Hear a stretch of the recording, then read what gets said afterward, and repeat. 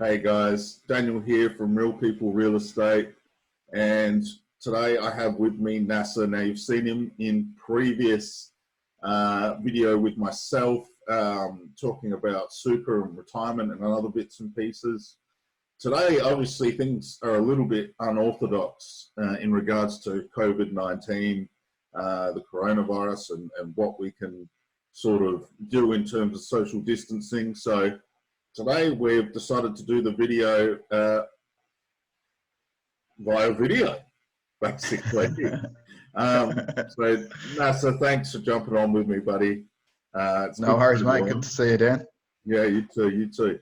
So look, let's jump straight in. What are some of the questions that you're being asked? Look, obviously, to be honest, for most of my clients that have been with me for a while, they understand that markets go up and down. This has probably dropped a bit further than anyone might have expected at the moment. So, this has been the worst drop since the GFC, so it's a bit scary.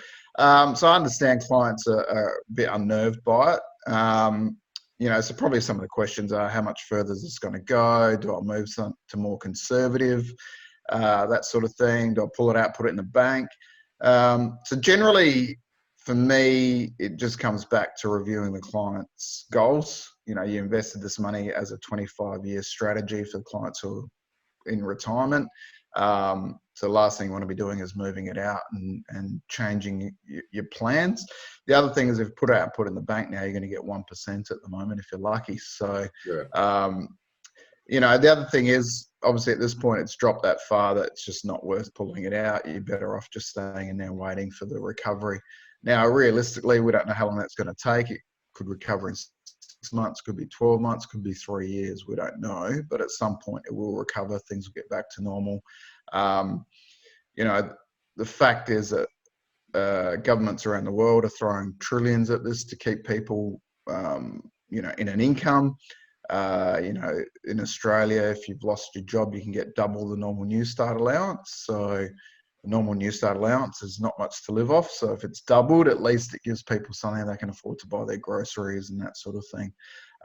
There's also other things clients can look at.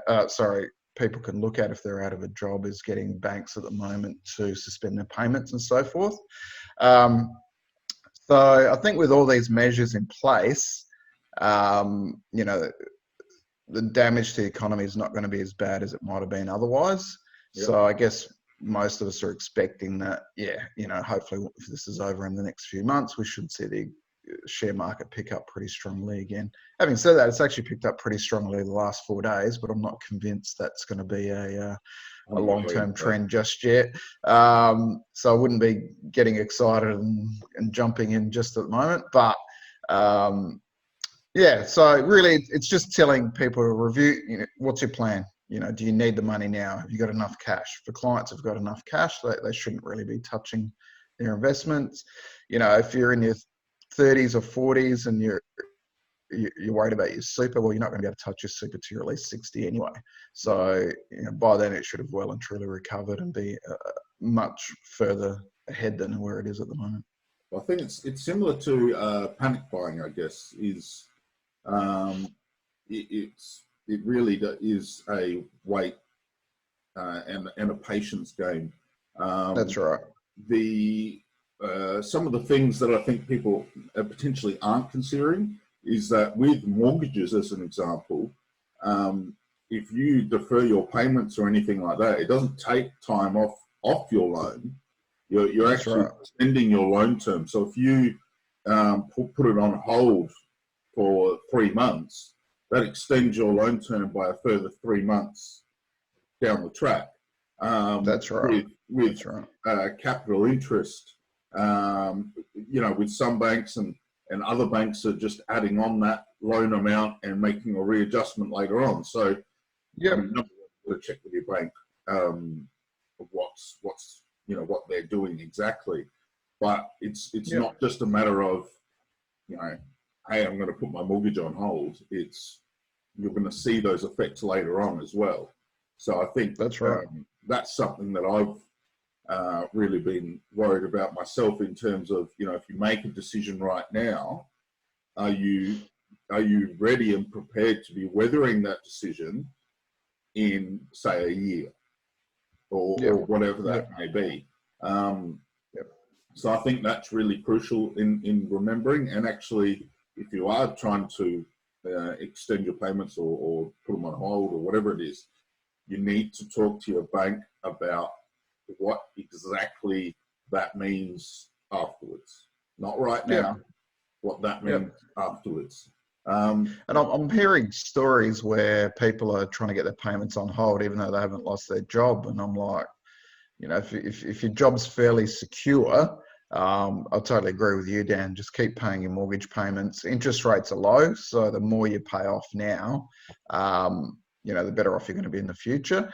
So, look, I mean, those measures are in place for people who, obviously, if you've lost your job and can't afford the mortgage at that point, then absolutely speak to your bank and get your payments on hold. But if you don't need to do that, then generally recommend you don't. You keep paying as per normal. I 100% agree. I mean, I think what it is right now is really not taking advantage of a situation when there are people out there that do need help. They do need to speak to the banks, or they do need to speak to their financial planners or property managers or whatever it is. You know, really not taking advantage of what's happening right now.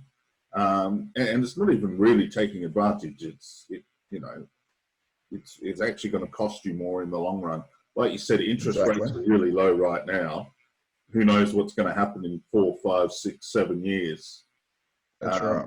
Pay it now. You know, it puts you in front now, not later.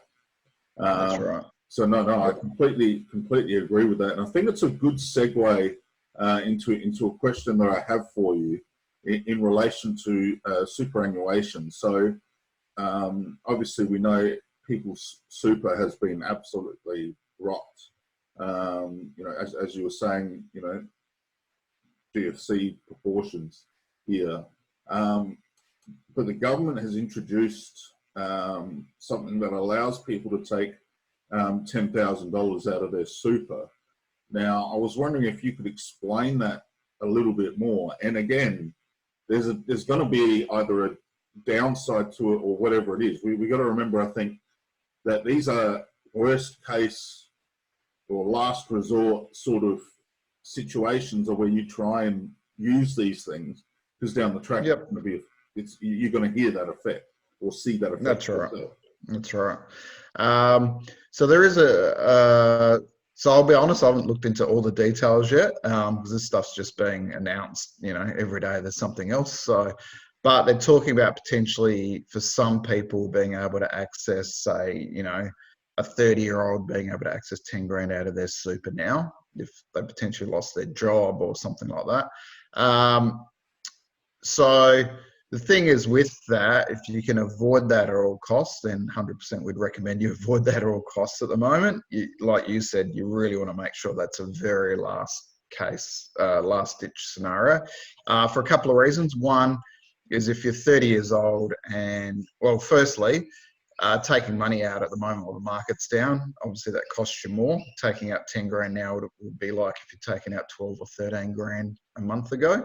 So firstly, you've got that issue. And secondly, if you're 30 years old, you take out $10,000, you know, the numbers I'm seeing floated around is, you know, that potentially could cost you $60,000, $70,000 over the next 30 years.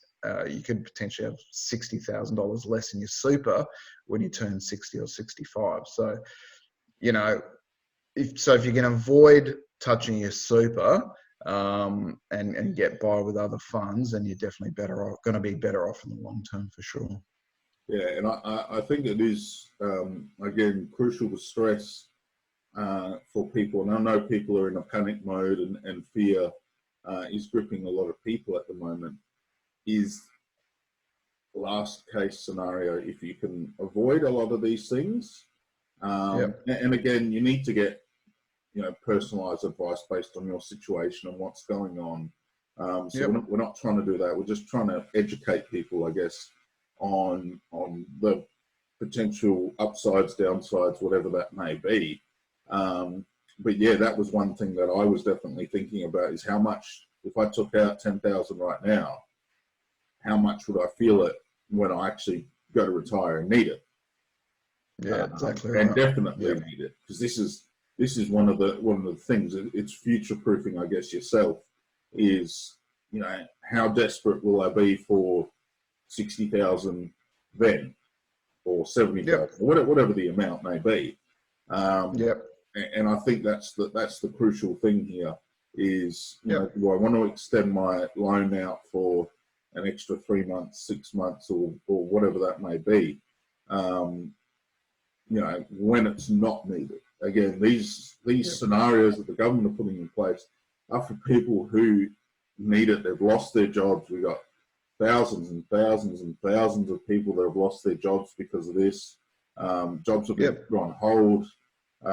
You know, the hospitality industry has been rocked, among many, many, many others.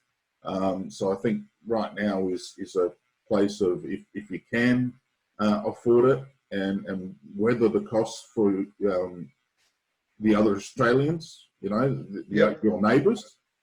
Yep. And I think, you know, it is really crucial that we try and do that where we can. Yep. No, 100% agree, mate. Yep.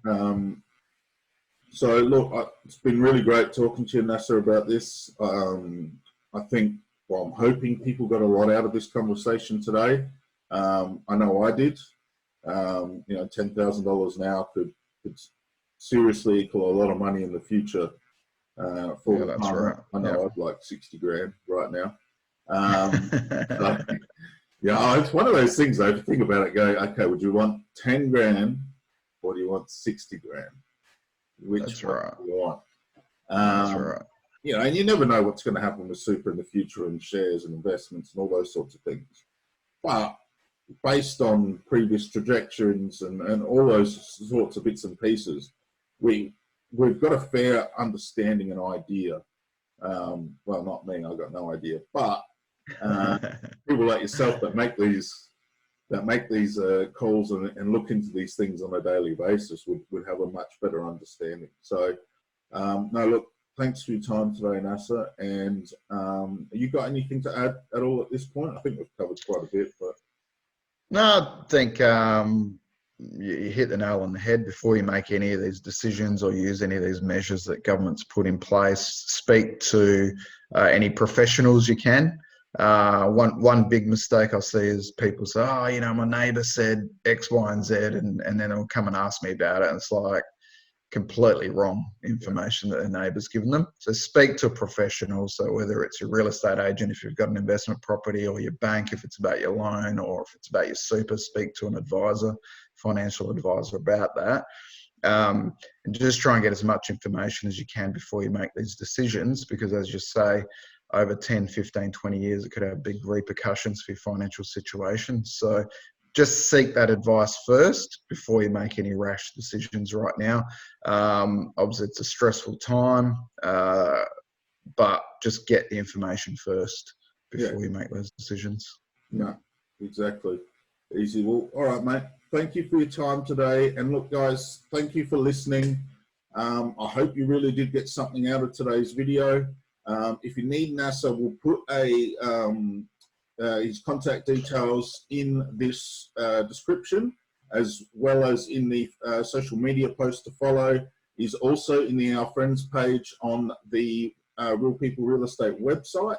So if you do need him or have any questions, he's always happy to answer them and have a discussion with anyone. So look, guys, thanks for your time and have a good day.